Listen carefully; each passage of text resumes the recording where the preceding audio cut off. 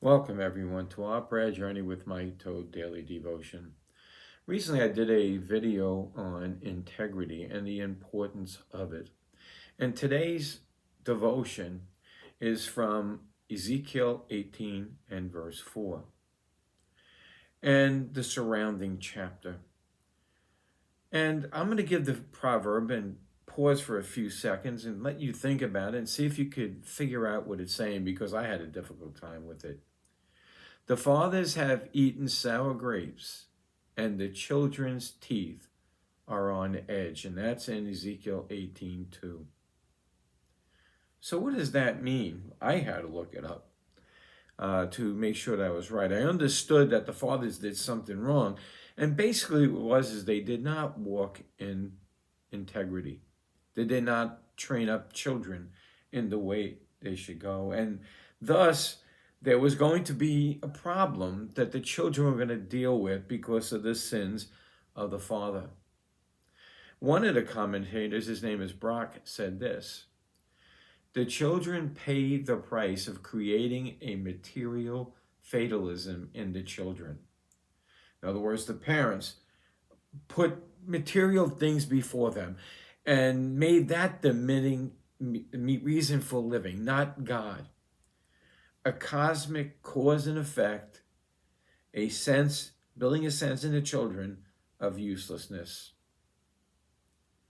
But we know, and that's what it goes on to say in this particular chapter of Ezekiel, is that each of us are personally responsible for our own sins. God is talking here in a way to say to them that each individual is responsible. Don't blame your fathers for what they have done wrong. Take a look at yourself. And if you read through the chapter, you'll see many instances of where he talks about personal responsibility. Why? Probably at that generation, they were doing the same thing they were doing here.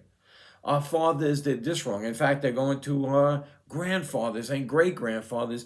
And in my case, my grandfather wasn't even in this country when those things happened. And they're pinning sins on the people that went before them. But here's what it says in Ezekiel 18:4. Behold, all souls are mine. As the soul of the Father, so also the soul of the Son is mine. The soul that sinneth shall die. Fathers had their responsibility. If they repented, it says later in the chapter, God would forgive them their sins. But if they didn't repent, he would hold them accountable. God owns the soul. So, all these devotions are about how we should be before God. If we made mistakes in the past, we ought to confess them and try to make right whatever we can. We can't do anything from people that went before us. But by the same token, young person or person who hates the other generation and is fatalist and thinks there's no purpose for life because somebody else messed up, you can fix it. In each of my videos, I include how you can come to a knowledge of Jesus Christ, how you can know the truth. Jesus said, I am the way, the truth, and the life. No one comes to the Father but by me. You see, there is a truth, and that truth will give you meaning to life. Again, let me close with this. Behold, all souls are mine.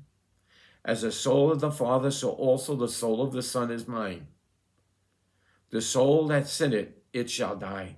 And he's not talking a physical death. He's talking an everlasting separation from anything that is good, and that is God. So until next time, may Jesus increase as we decrease.